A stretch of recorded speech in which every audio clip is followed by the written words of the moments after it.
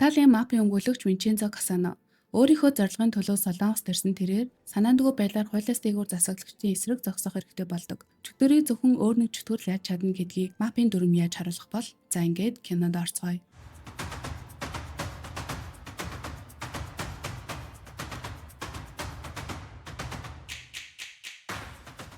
Кино маань гол дүрийн залуу болох Винченцо Кассано Италид сэрж байгаагаар эхэлнэ. Италийн мафийн боссын зөвлөх өмгөөлөгч гэдэг тэрээр жолоочтойгоо явсаар Эмилио гэх хүний фермд ирж хоол идэн суусан түүнтэй ярилцсан. Тэдний ярианаас Винченцогийн толгойлогчийг энэ хоол идээд сууж буй эсрэг талын мафийн босс ус үзмийн талбай болон холбооны ерөнхийлөгчийн суудлыг нь авахын тулд хүнөөс нь тодорхой болох бөгөөд Винченцо толгойлогчийнхоо сүүлийн хүсэлт гээд нэг гэрээ гаргаж ирдэгч нөгөөх нь тохиролцохыг хүсдэггүй. Винченцо энэ гарын үсгээ зурх юм бол ямар ч асуудал гарахгүй гэж хэлэхэд мафийн босс уурлаж өөрийнхөө улс руу зайл. Би үүний төлөө шударгаар тэмцсэн. Энэ газарт Кассано гэр бүлийн ямар ч хувь байхгүй. Эндээс яв бүдүүлэг шар навшмна гэж хэлээд тэдэндээ тэмцэлэхэд бэлэн байгаагаа илэрхийлнэ. Винченцо Кассано босоод зогсоод би энд чамтай тэмцэлдэхээр биш алдаагаа засах боломж олгохоор ирсэн юм. Гишүүдийн минь үл хүндэтгсэн төлөөсөө удахгүй төлөх болно гэж Италиар хэлчихэд Солонгосоор Нентертал навшмын буюу хөгжөөгөө зэрлэг хөнгө зөвлөнд оромжилчхоод явна. Энэ үеэр фермийн дээгүүр хор цацаж авсан нисдэг тэрэг мафийн боссын дээгүүр явж өнгөрөхөд хор түүн дээр асгарах бөгөөд мафийн босс сайн нэг энэ цацаад байсан зүйл нь ургамлын хор биш болохыг мэддэг ч хэтэрхий яриадсан байлаа. Винченцо асаагаараа асан шатгад хормын зурд гал авалцаж тэр том усан усмын талбай бүхэлдээ шатаж эхлэх бөгөөд Эмилиоч Винченцо чамайг даа гэж орилсоор үлддэг. Винченцог толгойлогчийн орчуулган дээр ирэхэд толгойлогчийн хүн орчуулгын дараа болохгүй дээ. Фермиг бүхэлд нь шатаах хэрэг байсан юм уу гэж уурлахад Винченцо энэ түүний сүүлийн тушаал байсан аль болох урдан зохицуул шаардлагатай бүх аргыг ашиглаж болно гэж хэлсэн гэж таймнаар хариулдаг. Толгойлогчийн хүн үргэлжлүүлэн тиймдээ аав надад биш чиний шийдвэрт илүү итгэдэг байсан гэхэд Винченцо учир нь чи ямар нэг зүйлийг зохицуулахдаа үргэлж болгоомжгүй байдаг. Юу ч болж байсан түүний үгнээс өрдөг. Бид эмэгтэй хүмүүс хүүхдүүдэд таалдаггүй гэж хариулсан толгойлогчийн хүү. Винченцо, миний найз, миний дүү. Одоо би чиний толгойлогч болсон учраас надад үнэн ч зүтгэхийг чинь хармаар байна гэх бөгөөд Винченцо хариудна. Паоло, ах минь, чи үүнийг өртөх ёстой бол хизээч чамд үнэнчээр зүтгэх болно гэж хэлээд явдаг. Шөнөөр буутаа 3 итгээд Винченцо хөнөөхөр дайрахад Винченцо ядах юмгүй тэднийг өөрсдийг нь хөнөөчгдөг. Ах Паологийнх нь утсан дуугарч утсаа авснаа Винченцог чи одоо хүртэл амьд байгаа юм уу гэж гайхаж байхад хайртай машинын дэлбэрч Винченцо түүнд хандан чамайг галаагүй нь Пабио хүндэлсэндээ юм шүү. Сүүлийн удаа чиний төлөө хийж өгч байгаа зүйл. Би хизээж эргэж ирэхгүйгээр Италиас явж байна. Намайг хайх хэрэггүй. Хэрвээ хайх юм бол дараагийн удаа буухаас чинь өмнө машин чинь дэлбэрнэ. Паоло, чам толгойлогч байх хэрэг байхгүй гэж хэлээд уцаа тасалдаг. Нөгөө талд ажиллаа хийж буй хүн дээр нэг бүсгүй ирээд оюутны зээлээ түлхийн тулд эмийн туршилтанд орсон чамайг гэрч болж байгааг мэдсэн Баабл эмийн үйлдвэрийнхэн чиний амьдралыг сүрүүл гэдэг тушаалыг надад өгсөн ч би чамайг бодсондоо л ирж байна гэж сүртүүлэх аргадахын завсар ярих энэ хүн бол манай киноны эмэгтэй гол дүр өмгөөлөгч Хунчаян. Гэрчид билүү авчирч өгөнгөө хавхалдаж байгаа нь. Тэрээр Солонгосын хамгийн том вуусан хуулийн фермд ажилладаг. Баабл эмийн үйлдвэрийн шинэ эмийн туршилтанд тохирогчдын төлбөр барагдуулах шүүхийн эхний сонсгол болж Хунчаян өмгөөлөгч хохирогчдын өмгөөлөгчтэй нэлээд ширүүн мэтгэлцэж хохирогчийн өмгөөлөгч хохирогчдын худал мэдүүлэг өгөхийг шаардсан гэрчийн мэдүүлэг байгааг хэлэхэд Хунчаян өмгөөлөгч гэрч цагийн өмнө хуурамч мэдүүлэг өгснөө хүлээсэн. Өмгөөлөгчөөр дамжуулан Баабл эмийн үйлдвэрээс их хэмжээний мөнгө салтгаар төлөвлөсөн ч хүн чанар нь зулгаад ширгээ хүлээхээр болсон гэж хэлснээр дараагийн сонсгол 7 хоногийн дараа болохоор төлөвлөгдөнө. Ерөнхийдөө Баабл групп бол зүгээр нэг компани биш. Хуулиас дээгүүр засаглаж хүний амиар тоглодог жинхэнэ мангас бол үүсэн хуулийн фермэнд тэдний хийсэн бүх гэмт хэргийг хуулийн хүрээнд арчиж цэвэрлэх тархин юм. Хохирогчийн өмгөөлөгч Хунчаян өмгөөлөгчийн аав нь байх бөгөөд баян хүмүүсийг төлөөлж хүчгүй хүмүүс талдаад байгаад нь аав нь дургу нэлт байлаа. Винченцог Солонгос тэргэд онгоцны бодлын үүднээс нэг жолооч уучлаарай тасах ёстой хүн маань ирсэнгүү. Таныг аюулгүй тухтай хүргээд өгьегээд их л урайлахын суулгаад явсан л уурчин байдаг. Машинд нь байсан уснаас суугаад ухаан алдсан Винченцогийн хамаг эд зүйлийг нь хоёр дээрэмчээ ухаж байхад ашгүй Винченцо сэргээг бөгөөд за одоо энэ хоёр дээрэмчин дуус гэж бодтол. Ухаан ороод юучгүй ботлоо дээрэмдүүлснээ мэдсэн Винченцо талаар баахан хараал урсгаж байгаад дээрэмчдийн үлдээс нь 50,000 воноор автобусанд суун төв бараадна. Явсаар Кимгэ Плазаг их барилга дээр ирсэн Винченцо миний зорилго бол энэ барилгыг нураах гэж бодох бөгөөд түүний энэ барилгыг нураах болсон шалтгаан нь 5 жилийн өмнө түүнээс зөвлөгөө авсан хятад үйлчлүүлэгч нь 1.5 тонн алтаа Солонгос нөхөсөлтөд байгаагаа хэлсэн байна. Винченцо түүнд Солонгос хуучин барилга Солонгос хүний нэр дээр худалдаж аваад дотор нь бизнес дэлгүүр ажиллуулна. Дараа нь газар доор нууц зөрөө байгуулж баригдахгүй тулд алтаа баг багаар зөвөрлөж өөр хинч биш зөвхөн өөрийнхөө солонгон мөрхөвчээр нэгдэг систем бүтээх зөвлөгөөг хятад үйлчлүүлэгчид өгсөн байна. Ийхүү бодож ахт нь барилгын эзэн найз нь нь ирж түүнийг байрлах байранд нь хүрэхээр болдог. Байрлах газар нь үүднээсээ ахуулаад нэлээд өвгөө байсан ч ганцхан сарал энд байх юм да гэд нэг их тоодоггүй. Винчензо найзтайгаа хамт түрээслэгчдийг харахаар явна. Кимгэ плазад төгөлдөр хуурын дугуулан хийн цэвэрлэгээ, Итали цагийн газар, бүжгийн студ, ламбард, түргэн олны газар, Чипурагийн хуулийн фирм болон буддын хийд байдаг. Түрээслэгчид бүгд барилгын эзнийг газраа зарчхад магадгүй гэж боддог болохоор барилгын эзэнд нэлээд дургу бөгөөд Винчензо гинтэл барилгын эзэнтэй хамт ирсэн болохоор нэлээд хардангуй хүлээж авна. Винчензо нойр нь хулчин нэг хэргийн материалыг их нухацтай харж байгаад 5 жилийн өмнөх үйл явдлыг бодож эхэлнэ. Гэрээ үргэлжлэгч нь гэрээ эзнээ хөнөөсөн хэргийн шүүх хурал болж, хэрэгтний өмгөөлөгч өөр хэлэх үг байхгүй гэх үгээр хэрэгтнийг өмгөөлөхгүй байх бөгөөд хэрэгтэн хүүхдээ хайсан хатуу сэтгэлтэй хүний амийг юм чинээ бодоогүй байх гэсэн прокурорын үгийг эсэргүүцэж тэр энэ хэрэгтээ ямар ч холбоогүй хэрэг би бэлгийн хүчирхийлэлд өртсөн. Захирал өмнө нь байсан бүх гэрээ үргэлжлэгчдэд бэлгийн хүчирхийлэл үйлдэж байсан гэж өөрийгөө өмгөөлөхийг оролдогч өмгөөлөгч нь харин хэрэгтэн чимээгүй байхыг сануулж байдаг. Үзэгдэл солигдох цугаалгын газар нэг эмэгтэй учиргүй бүжиглэж тэнд байсан залуус түүний шоолж зураг дарсан эмэгтэй эргэж хараад шууд л сүрдүүл загнаж байгаа зургийг устгах бөгөөд энэ хатуу самар ихт бол нэлээд чадварлаг прокурор байж л дээ. Винчензо эмэгтэйчүүдийн харахын гадаа ирчгэд явхад зөрөөд хүн өмгөөлөгчөөр Винчензогийн шүүх хуралданд сууж байсан эмэгтэйтэй уулзна. Хүн өмгөөлөгч сүүлийн удаа түүнээс дав заалтахыг санал болгоход эмэгтэй шууд л эсэргүүцнэ. Винчензо барилгын эзэн хоёр Баблийн ажилтнтай газар чөлөөлөх талаар уулзах гэж байхад хүн өмгөөлөгч хуулийн фирмэндээ хамт уулзах санал тавьснаар тэд хуулийн фирмэнд нь уулзахаар болдог. Баблийн ажилтан барилгаа зарахыг шаардаж сүрдүүлж эхэлсэн ч Винчензо өөдөөс нь мөн л өчөөгөө үлгүй сүрдүүлээд байдаг. Винчензо барилгын эзэн хоёр түрээслэгчдэд энэ газрыг нураагаад эргээд сайхан барилга болгоод та нарт буцаа өгнө гэж амладагч түрээслэгчид эхэндээ тэдэнд итгэхгүй байсан ч түрдээ газраа чөлөөлөхөөр болно. Барилгын эзний гэртээ ирэхэд Баблийн хүмүүс гэр бүлийнхнийг нь барьцаасан байсан болохоор барилгын эзэн аргагүй ирэхэд барилгаа худалдах гэрээнд гарын үсэг зурна. Хүн өмгөөлөгч охин руугаа гэр бүлээс татгалзах өргөдөл явуулсан байх бөгөөд үүнийг харсан охин нь бөөн уур аав дээрээ ирдэг. Нөгөө талд харийн цэвэрлэгээний ах Винчензогийн Италид гар аргаар хийсэн үнэтэй хослыг нь агшаагаад хайчихсан. Винчензо ч Италиар хараал урсгаад бөө юм болж байхад барилгын эзэн Винчензороо залгаад болсон явдлыг хэлж уушлалгүйгээд алдаагаа залруулах болно гэж байтал гинэт хажуунаас нь том аврын машин орж ирээд барилгын эзнийг мөргөчгдөг. Кимгэ плазад Баблийн танхаачуудын урьж барилгын эзэн өөрчлөгдсөн гэд түрээслэгчдийг сүрдүүлж эхлэхэд Винчензо гарч ирээд танхаачуудын ахлахын нүүрлүүн зохиод дахиад дайраад ирэнгүүт нь тууцан метрээр оос орлоод унжуулан унгаана гэж сүрдүүлж Questo edificio è mio. хэлж байгаагаар нэгдүгээр анги өндөрлөнө. Энэхүү гайхалтай цувралыг өндөр чанаар мэргэжлийн орчуулгатаагаар Мимаксас бүтнээр нь үзээрэй. Танхаачуудын ахлах залуусаа аваад явна гэж ам өчгөө өгөн байж дээж татуулан гарч ирдэгч эргүүлээд Винчензороо дайрах тушаал өгөх бөгөөд манай хүн чайлерт мэдэж байсан бололтой цагдаа болон сэтгүүлчдийг хүртэл дуудсан байсан болохоор танхаачууд яаж чадалгүй явна. Зарахгүйгээд байсан барилга нь гинтэл зарчихсан түрээслэгчид үнэхээр сэтгэл дундуур. Тэгээд бүр сүрдүүлээс болсон гэхт нь ямар кино биш тэгээд бүр ч итгэлгүй байдаг. Осолд орсон барилгын эзэн ухаан орж Винчензо түүнтэй ярилцаж байх бөгөөд тэдний ярианаас Кимгэ плазагийн дотор байгаа нууц өрөөний нууцуд илүү ойлгомжтой болно. Нууц өрөө рүү хэн нэгэн эвдэс сүтгэж орохоос сэргийлж барилгын тулгуур ханнуудад цохилтыг нэмэгдүүлдэг төхөөрөм сурлуулсан учраас барилгын аль нэг талд хүчтэй нөлөө үзүүлвэл барилга тэр дороо нурах эрсдэлтэй болох бөгөөд дотор талаас нь орох гэж оролдсон хүний буршин болох юм байна. Түүгээр зогсохгүй нууц өрөө хийсэн болон алтыг зөөвөрсөн хүмүүсээс ганцыг нь чүлдээлгүй хүнээсэн бөгөөд алтны тухай үннийг алтны эзэн Винчензо барилгын эзэн л мэдэж байсан. Ингээд жилийн өмнө алтны эзэн зүрхний шигдээсээр нас барж алт байгааг мэдэх хоёр маань 10 сарын өмнөөс алтыг авахар ярилцаж 3 сарын өмнөөс Бабл групп ойр хавийн барилгуудыг нь худалдаж авч эхэлснээр барилгаа зарахыг эсэргүүцсэн ч өнөөдрийн байдалд хүрчээ. Италийн мафийн босс нас барсны дараа нөлөө бүхий өв залгамжлагч болох Винчензо Касаног Солонгост ирсний гайхсан тагнуулын агент түүнийг мөрдөхөөр дарагдаа хүсэлт гаргасан ч дарга нь сүртэй зүйл биш байлгүйгээд мөрдөх зөвшөөрөл санхүүжилт өгөөг болохоор тагнуулын агент өөрөө дур мэдэн Винчензог мөрдөхөөр болдог. Хон чаян өмгөөлөгчдэр бүтлгүүд дадлагжигч нь орж ирээд Баблийн нэг судлаач алга болсон мэдээг дуулгана. Уг нь гомдол гаргуулахгүй тулд компанийн захирлын зусланд хүртэл тусгаарлан байрлуулсан байхад нэг судлаач нь зогтсон гэд хон чаян өмгөөлөгч бөөн уруулна.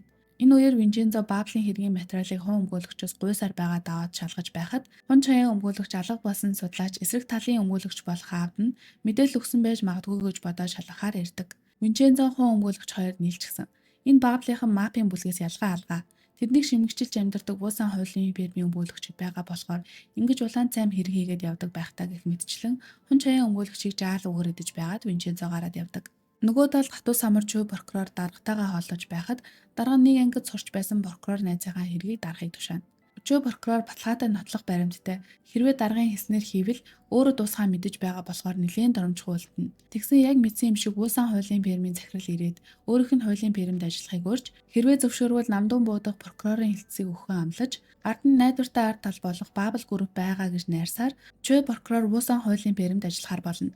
Баблын захирлыг хүн бүр галзуугаар нь дуудаж байх бөгөөд яг үнэндээ тэр галзуу гэгдээд буй захирлын дээр заавар өгдөг өөр хүн байгаа бололтой. Судлаачийг алдсан, барилгын ажлыг хойшлуулсан гээд захирлыг шийтгэж байдаг. Захирал дахин таны урмыг хугалахгүй. Ахаад ганцхан удаа боломж олгол илүү сайн хийх болно гэж гуйсан ч охин зохиороор зодсоор байгааг харуул жинхэнэ галзуу амтан бололтой. Винчензо барилгынхаа Итали зоогийн газарт хоол захиалчхаад амсангуудаа л буцаж гаргаж байх бөгөөд Солонгост ирснээс хойш 3 удаа энэ үйлдэл давтагдсан. Италид хоол хийхийг сураагүй гэдэг сул талаа атгуулсан тоогооч Винчензогийн өмнө бүхэлзэж түүнийг харавдуу үгүй бол материал дуусан гэд бушуухан хаадаг. Винчензо очих газар байна гэд хуу өмгөөлөгчийг нэг газар дагуулж ирсэн нь нөгөө барилгыг худалдаж авах ажлыг хариуцж байсан Баблийн ажилтан байдаг. Үүдний ресепшн цаг аваагүй бол уулзах боломжгүй хэлэхэд Винчензо цүнхнээсээ сүрдүүлэг болон хүн хулгайлсан хэргийн нэхэмжлэг гарган ирж харуулхад ресепшн нөгөө ажилтан залган хэлснээр шууд уулзахаар болдог. Тэгсэн тэр нэхэмжлэг нь Винчензогийн хуурамч зайл байсан бөгөөд Винчензо ажилтныг шууд л сүрдүүлж бид Италид байсан бол чи усан үзмийн талбайн бордоо болох байсан. Бас дээрээс нь нэгийг авбал нэг өнгөд дагалдаж ирдэг хямдхан дарсал болох байсан юм. Би энд чамтай тохиролцох гэж биш анхааруулах гэж ирсэн. Бид ч одоо бас зүгээр хараад суухгүй шүү гэхэд нөгөө ажилтанд орхноо л номхорно. Винчензогийн энэ зоригтой үг үйлдэл нь хуу өмгөөлөгчд үнэхээр таалагдаж Винчензог зүгээр шоу хийж мөнгө олох гэж л илүү дутуу юм хийгээд яваад байна гэж боддог байсан бодол нь аажмаар өөрчлөгдөж манай шийдсэн өмгөөлөгчд итгэж эхэлнэ.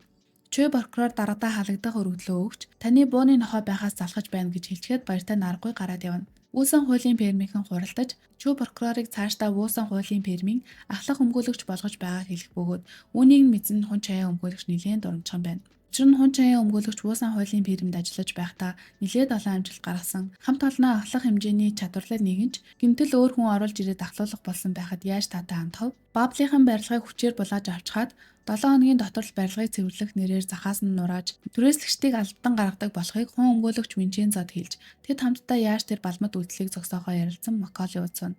Нэг мэдсэн манай хоёр бүр согтчихсон. Хүн өмгөөлөгч шоронд иргсэн эмэгтэй өршлүүлэгчээ ихэд өрөвдөн ярина. Тэр хэлс хэрэгт гүтгэгдчихэд шүүхөөс өгсөн ялыг дав заалдах өксөлтж гаргалгүй хүлээн зөвшөөрч нойр булчирхайн хор тавдраа хүртэл хүлээн зөвшөөрсөн. Тэр хүүгээ хайсныхаа төлөөсийг төлж шийтгүүлж байна гэж боддог учраас бүх шийтгэлийг хүлээн авсан хэмээн хэлдэг. Уусан хуулийн фермийн захирал Баблийн захиралтай маргааш орой 11 цагийн үед Кимгэ плазаг нураана гэд ярилцаж байхыг сонссон бүтлгүй дадлагжигч Яран хүн чаяа өмгөөлөгчд энэ мэдээг долгоно. Сандарсан чаяан аавда энэ мэдээг хэлэхээр ирэхэд гэрт нь Винчензоч мөн ирсэн байх бөгөөд өглөө эрт хүн өмгөөлөг шарцсан Винчензог дуудаж хамтаа шүүлууж байсан нь энэ. Чаяан аавда яаралтай хэлэх юм байна гэж байтал хүн өмгөөлөгч рүү алга болсон Баблийн судлаач залгаад тэд уулзаж ярилцахаар тохирч хүн өмгөөлөгч Яран гэрээсээ гараад явчихсан учраас Чаяан барилгыг нураах тухай мэдээг Винчензод хэлдэг. Маргааш нь түрээслэгчид оройн 11 цагт барилгыг нураах гэж байгааг сонсоод бүгд хямарч яах учраа олохгүй байхад Винчензо харин Instagram ухсан шигээ сууж байдаг. Хүн өмгөөлөгч барилгыг нураах болсныг мэдээд сандарч Чаяан охин нь харин байн цаг харан санаан зовж байгаа харагдана. Орой болж бүтлгүй дадлагжигч нь орж ирээд аав руугаа очихгүй муу гэхэд угаасаа тогтож сууж чадахгүй байсан Чаяан өмгөөлөгч аав руугаа залгахад хүн өмгөөлөгч би өгөхгүй битгий хүн рүү залгаж садаа болоод ээ. Уцаа унтраалаа гэж хэлээд уцаа тасалж чаддаг. Чаяан сандран аав руугаа явах гэхэд Баблийн судлаач алга болсныг мэдсэн уусан хуулийн фермийн захирал бөөн уур болон Чаяан руу залгах бөгөөд уушлаараа үнэхээр завгүй байна гэж хэлээд уцаа таслаад аав руугаа хамаг хурдаараа явна. Танхаажууд барилгыг нураах гээд бөөн машин техник болоод Кимгэ плазаараа хөдлөхөд яг араас нь Чаянч мөн сандран машинтайгаа дагаж байх бөгөөд тэднийг барилга дээр яваад очисон барилгын гадаа бөөн хөл хөдөлгөөн улаан дарсны баяр болж бүгд найрамдах Солонгос улс дахь Италийн элчин сайд ютубер тагнуулын ажилтнч ирсэн байх ба мэдээж энэ бүхний сэдсэн хүн бол Винчензо Касано.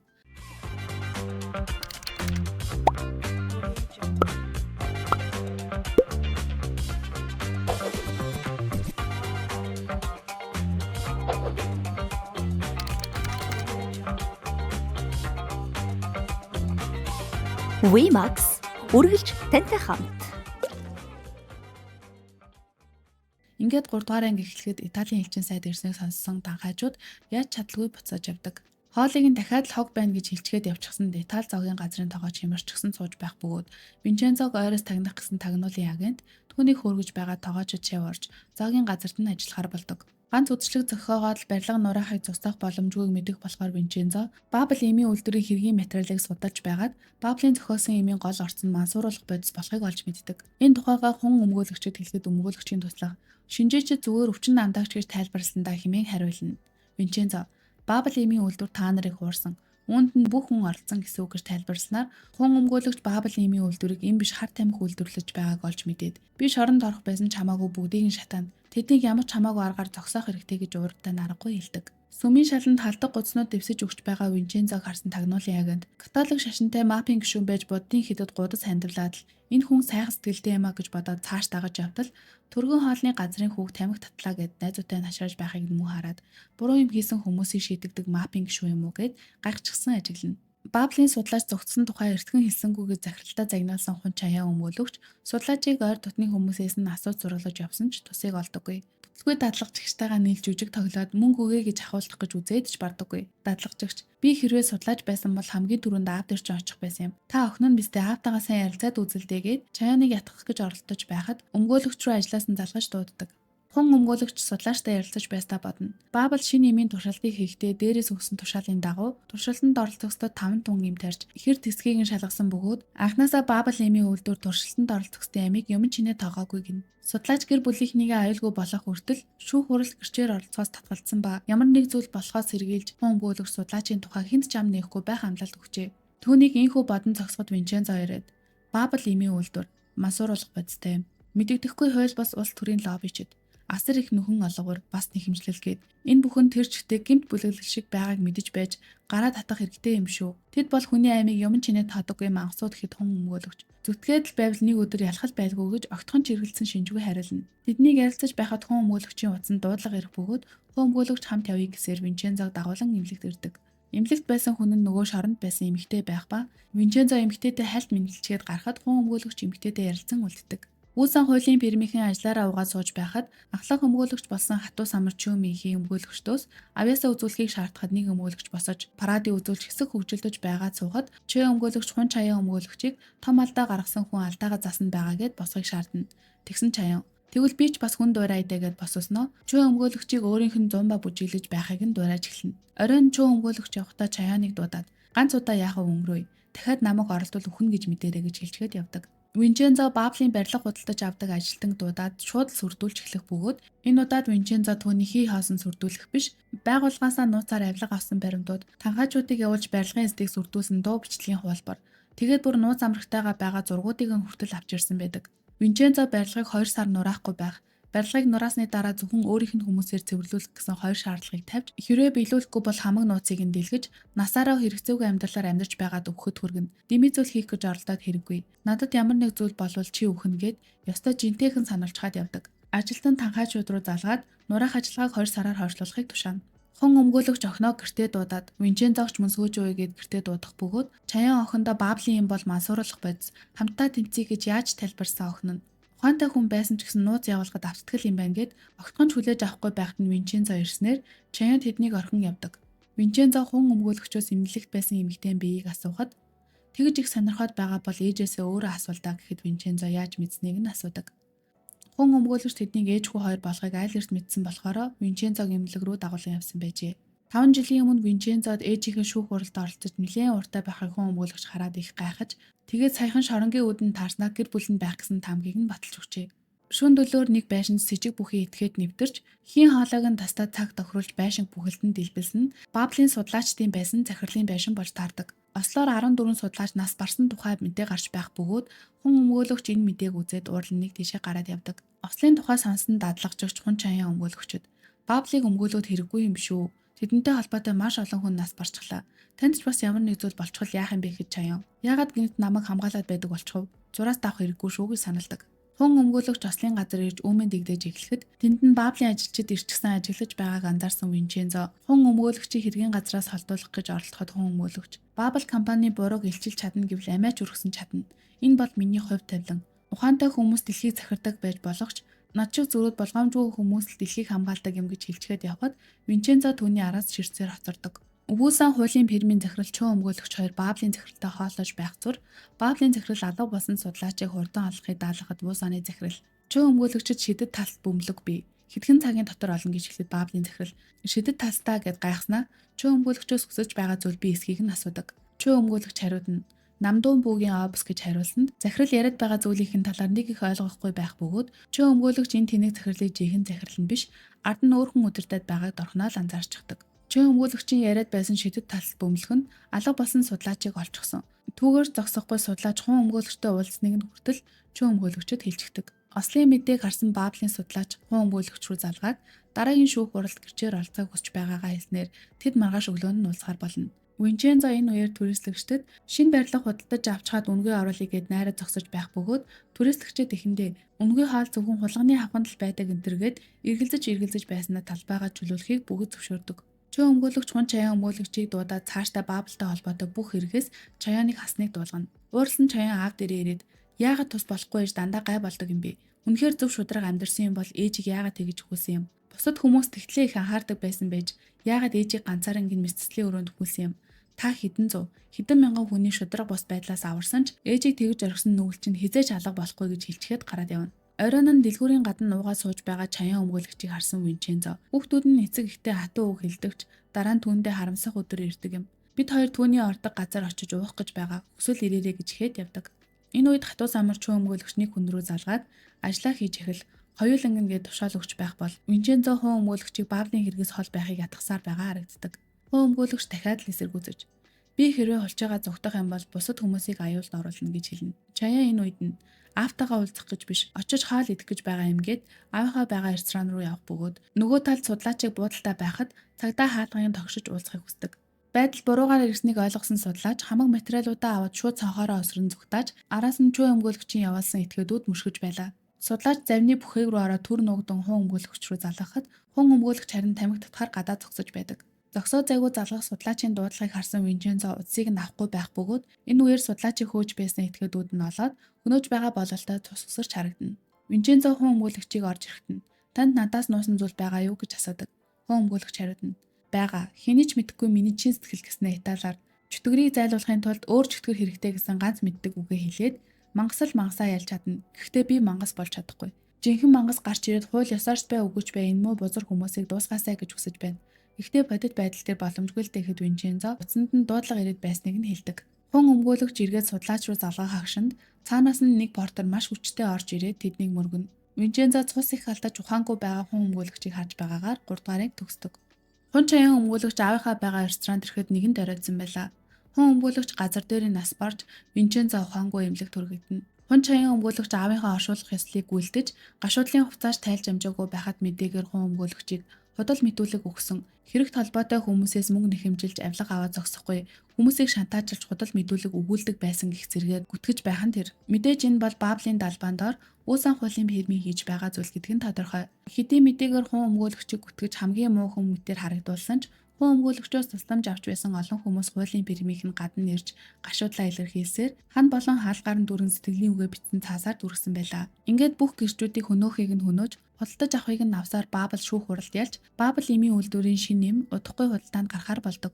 Винчензо 9 хоногийн турш ухаангүй байж байгаад ашгүй нийгэм сэргэж хун өмгөөлөгчийн булшин дээр ирээд бодно. Өнгөрсөн хун өмгөөлөгч охиныхоо тухай Винчензод энэ хүүхэд ухаан орвол үнэхээр мундаг өмгөөлөгч болно доо. Одоо ертөнц өөрчлөгдсөн. Над шиг сэтгэлээ урдаа тавьдаг хуучинсаг өмгөөлөгч энэ авилгал авсан хүмүүсийг яасан ч дийлэхгүй. Хурц хүчтэй, ичгүүргүй хүмүүстэй хамтрах хэрэгтэй. Тийм зүйл манай чавьянд яг тохирно. Дараа нь цаг нь болохоор би түүнд ингэж хэлэгч хэрэг би хэлж чадахгүй болвол чи миний өмнөх хэлж өгөөрэй гэсэн байжээ. Хун өмгөөлөгчд мэдээлэл өгөх гэж байсан судлаачийн цогцос далайн эргээс олдсон бөгөөд мөн л компани мөнгө шамшигдуулаад гэрээслэл үлдээж амиа хорлсон гэд гүтгэлгийн мэдээ гарч байдаг. Аавынхаа үхлийг санамдгүй осол гэхэд нэг л итгэж өгөхгүй байсан чаян энэ мэдээг үзээд сэжиглэж байсан бүр батлагдаж шууд л ажил дээрээ очиж чалагдах өргөдлөө өгнө. Хун чаяан өмгөөлөгчийг ажлаас нь гаргахгүйгээд бүтлгүй дадлагжигч нь хамаг байдгаараа аргацсан ч чаянд энэ нь огтхон ч нөлөөлдөггүй.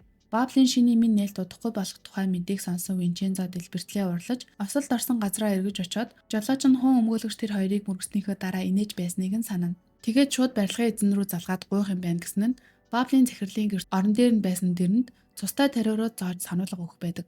Баблийн захирал дэрийг хараад маш их айж уусааныхан захирлыг тайвшруулахын тулд шууд л манай чаяаныг захирал матна. Чаяан хаах гэж байсан аавынхаа хуулийн фермийг өөрөө үргэлжлүүлэн ажилуулахар болоод байж байтал цагдаа нар ирээд захирлын гэрт зөвшөөрлгүй нэвтэр сүрдүүлсэн гэд барьжлан авч явдаг. Винчензо уг нь Чаяаныг өөрөө гин буруугүй гэдгээ батлаад гарчихна гэж боддогч өглөө нь болсон ч гарч чадаагүй байсан болохоор арга буюу өөрөө очиж гэрийнхэн эсрэг талын хяналтын камерын бичлэгийг үзүүлээд гин буруугүйг нь нотлон суллуулна. Чаяан Винчензог өөрөө Баблын захирлын гэрт нэвтэрсэн болохоороо гэмшээд өөрийг нь буруугүйг баталсныг ойлгоод хүнийг зовоолоо гэж уурлахад Винчензо хуулийн фирмийн хааж энэ хэрэгээс хол бай гэж хэлнэ. Мөн аав нь нас барахын өмнө түүний учруу судлаач залгаад байсныг хэлэхэд Чаяан уурн хурч эртхэн хэлэхгүй тэгсэн бол Баблыг унгаах байсан юм гэсэнд Винчензо тэднийг холбоотой байсныг баталж чадахч хэн нэгэн санаатаагаар хөнөөсөн гэдгийг нотолж чадахгүй. Үүсэн болон Баблыг хизээж ялж чадахгүй гэдгийг чи хамгийн сайн мэдэж баймаар юм. Найдваргүй дайнаас татгалзах нь чам чин боломжийг олгоно гэж хэлснээр тэдний яриа өндөрлөнө. Хун Чаяан өмгөөлөгч гэртээ ирчихсэн. Тиймдээ би ганцаараа бол барахгүй ч надад туслах хүн олдох байлгүйгээд олон хүнээс тусламжгүй залгасан ч ямар солиотон чөө өмгөөлөгчөөр удирдуулсан хүмүүсийн хуулийн фирм болон Баблын эсрэг тэмцээг үсгэвдээ. Аргаа барсан Чаяан маргааш нь Винчензодоо уулзаж чи Кимгэ Плазагийн жинхэнэ эзэн биз дээ. Би чамд эргүүлж авах чинь туслая. Одоо хийх гэж байгаа зүйлээ надтай хамт хий гэж хэлэхэд Винчензо энэ бол өмгөөлөгч хүний хийх ажил биш гэж татгалзана. Чаяан өөрчлөлөө. Би энд өмгөөлөгчийн хуваар биш харамсалтайгаар аавыгаа алдсан охины хуваар ирсэн юм гэд Винчензо. Хэрвээ төвөг удаа шууд гараа татхаа амал гэж хэлэн зөвшөөрснөөр Хун Чаяан өмгөөлөгч бөөн баяр болно. Ийхүү Бабл гих мангас болон түүнийг хамгаалагч тарих болох Үүсэн хуулийн фирмийн эсрэг Италийн мафийн зэрлэг арга барил Солонгосын дайчин бүсгийн ухаан хоёр нэгдэж байгаа нь. Манай хоёр засан хүмүүжүүлэх газар ирээд хун өмгөөлөгчийг дайрсан осол гаргагчтай уулзна. Хэрэгтэн манай хоёрыг харангуйтаа шууд л жүжиглэж хэрвээ тоормс зүгээр ажиллаж байсан бол ийм зүйл болохгүй л байлаа гэхэд Винчензо хэрвээ хүн өмгөөлөгчийг алчхаад осол байсан гэж хэлбэл чиний насанд хүрээгүй хүүхдүүдийг бэлгийн дарамтанд оруулсан видео бичлэг хийж тарааж байсан хэргийг чинь дарж суллаж өгнө гэж Вуусан амласан уу. Гэхдээ Вуусан чамд 2 бат хүнээс бага жилийн ял оноож магадгүй гэж хэлэхэд нөгөөх нь юуч болсон шинжгүй худлаа хэлэнгүүрэхэд Винчензо өргөжлүүлэн одооноос зөвхөн үннээ хэлэхгүй бол өнөөдөр шоронд бусадтай мөр шүргэлцээд л өгчих үү дээ. Ачааны машинаар мөрхийг хэн даалгасан юм гэх орон Чаяанч хорсолтой нүдээр ширтээд байсанд хэрэгтэн арга буюу амнээж пью дарга утасны дугаарыг л мэдхээс цааш мэдэхгүй гэж хариулна. Чаяан утсыг нь тэмдэглэж аваад энэ навч жинхэнэ хэрэгтэн байхад юу ч хийж чадахгүй буцах гэж байна. Би ингээд л явчихж чадахгүй гэхэд Винчензо шоронгийн харгалзагчийн анхаарлыг татаж байгаад бидэнтэй хамтарч ажилласанд баярлаа. Бидний талд орсонд чинь үнэхээр их талархаж байна. Таны өгсөн мэдүүлгийн дагуу бид хэргийг заавал дахиж мөрдөх болно. Үнэхээр их баярлаа гэж хэлээд явна. Засан хүмүүжүүлэхээс жолоочийг нөгөө талд урсан гэж сонсон чөө өмгөөлөгч бөөн болох бөгөөд удалгүй жолооч шоронд харуулуудын нүдэн дээр бүлэг хүмүүс зодуулж нас бардаг. Винчензо пью дарга гэгчийн байрлалыг олсноор Чаяан хамт явна гэж зүтгэж унтаж байсан нам туслагч хамт явахар болдог. Винчензо пью даргыг отож байгаад угаалгын өрөөнд ноцолдож дорхноо ухаан алдуулаад хамсаатныг нь ч мөн өрх 50 барьж авна. Тэгээд нөгөө хоёр хэрэгтэнгээ нэг агуулгад аваачаад холоос өөдөөс нь харуулж суулгаад хэний тушаалаар хүн өмгөөлөгчийг хөнөөснөө төрүүлж хийсэн гэн амьд үлдээгээд буу тулган сүрдүүлдэгч хоёулаа ам нэхгүй байсан болохоор Винчензо шууд төрүүлж баригдсан пью даргыг будчихдаг. Хамсаад нэгэн ч мөн буудах гэж байхад үзэгдэл солигдож өөртөө үржлэх угаалгын газарт хувцас угааж буй чөө өмгөөлөгч рүү шилжих бөгөөд түүнийг эргээд харах хооронд бөөн цус болсон сагстай хувцас ширээн дээр тавигдсан байлаа. Түүний утас руу нууц дугаараас зураг ирсэн нь цусандаа утгалтан хэвтэж буй хоёр туслах нь байх бөгөөд зураг дээр хувцас ширээн дээр хувцастай яг таарч байдаг. Гэтэл гинтл угаалгын газрын гэрэл унтарч чөө өмгөөлөгч гарах гэхэд хаалгыг нь төгсөн байлаа. Винчензо хажуугийн барилгаас түүнийг ажиглаж гудамжны үзүүрт портрийн гэрэл анивчуулаад нууц дугаараасаа чөө өмгөөлөгч рүү залган танил харагдаж байгаа эзэдээ. Наад хувцснуудын чинь эзэд нас барчихсан. Чамааг хүн юучаан өмгөөлөгч юу мэнчээ судлаач хоёрыг алга тушаал өсөх хүн гин билээгээд портер гэрлээ анивчуулж хамаг хурдаараа угаалгын газар руу ойртож ирэхэд чөө өмгөөлөгч надаас яг юу хүсэж байгаа юм бэ гэж сандраа асуухад Винчензо маргааш гэхэд хүн өмгөөлөгчийн нэр төрийг сэргээж бусад өгсөн туршилтанд оролцсон хүмүүсийн тухай үнэн зөвийг хэлгэж хэлэхдээ зэрэгцэн портер дахин нэг сүрдүүлчгээд холдон явна. Үхтлээ айсан чөө өмгөөлөгч чамааг олдгол юм бол өөрийгөө өгсөн гэж мэдэрээ гэд занаад үлдэнэ. Маргааш нь Бабл хангамжийн агуулга дээр бүсийн ариутгал хийхээр хүмүүс ирэхэд ажилчид нь ажлын байраас уллан гарна. Ариутгагчдад агуулгын болон тохоо бүр дуусамлаа затаж дуусаад гарч ирж машиндаа суухад ирсэн хүмүүс нь жинхэнэ ариутгагчид биш. Харин тусгай хувцас өмсөж дүр тувирсан Винчензо, Чаяан өмгөөлөгч, туслах нам болон хун өмгөөлөгчөөс тусламж авч байсан хохирогчд байлаа. Винчензо асаагаараа асан шидэхэд тэр авраг том агуулга хормын дотор гал дунд живж Бабл гүрвт өгөх тэдний ихний хариу цохилт инхүү амжилттай болдог. Тэд агуулгын болон тохоо бүрт ариутгалын бодис биш харин шатхуун цацаж дуусаад гарч ирсэн нь энэ байж л дээ. Өмнө нь Винчензо чөө өмгөөлөгчийн туслахуудыг буудсан биш харин өмнө нь дүр хувирагчаар ажиллаж байсан нам туслагын тусламжтайгаар дүрийн тоглолт хийчихсэн байдаг. Тэр хоёр тусгаас Баблийн агуулгын мэдээллийг аваад ирсэн нь энэ байлаа. Хангамжийн агуулгад нь гал гарсныг мэдсэн Баавлын захирал сандарч ус шүршигч яасан бэ гэж ажилчдаа зандрагч манай хэд ариутгал хийх нэрээр хамаг усны системийг нь хаажгасныг тэр яаж мэдгэлээ. Гал улам ширүүсэж хүчтэй дэлбэрэл болоход Баавлын захирал хоош шидэгдэн унана. Тэрээр сандарч мөлхсөөр машиндаа суух гэж байтал Баавлын жинхэнэ босс машинтайгаа ирээд түүн рүү ойртно. Гэтэл Баавлын жинхэнэ босс нь хун чаяан өмгөөлөгчийг ихчээ гэж дагаад гүгээд байдаг. Өнөөх бүтлгүй дадлагжигч залуу байвал яах вэ? Үнэн дээр энэ дадлагжигч бол Баавлын захирлын ах нь бөгөөд тэрээр өөрийнхөө бүтээсэн Монгол компани агуулга шатаж байгааг Оросл дүрэн нүдээр ширтэж байгаагаар энэхүү парт маань дуусаж байна. Энэ удаагийн дугаартаа маань үргэлж тантай хамт Vimax хамтран ажиллалаа. Хэрвээ та киногоо бүтнээр нь үзхийг хүсвэл Vimax-аас цаг алдалгүй өндөр чанар мэргэжлийн орчуулгатаагаар үзээрэй. Кино маань таалагдсан бол лайк дар сэтгэлээ үлдээхээ мартаа. Дараагийн партаар иргэн уулзцгаая. Түр баяртай.